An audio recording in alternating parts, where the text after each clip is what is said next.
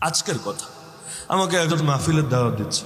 আমার একটা নিয়ম হলো, মাহফিলের দাওয়াত দিতে গিয়া কেউ যদি টাকা পয়সা নিয়ে কোনো কথা তোলে, হুজুর কত দেওয়া লাগবে, হাদিয়া কত নেন ইত্যাদি, আমি জিন্দেগি তোর দাওয়াত নিই।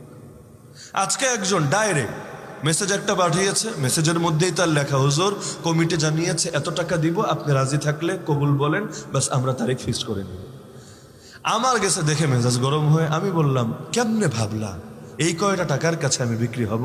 আরে টাকার জন্যই যদি ওয়াজ করতাম, তাহলে তুমি যেই অঙ্ক বলেছো এর চাইতে 10 গুণ বেশি অঙ্ক যদি আমি নির্ধারণ করি, এই দেশে আমার মাহফিল মোটেও কমবে না। এখন বছরে ধরেন গত বছর 350 করেছি, এই বছর ইতিমধ্যে 150+ হয়ে গেছে আলহামদুলিল্লাহ।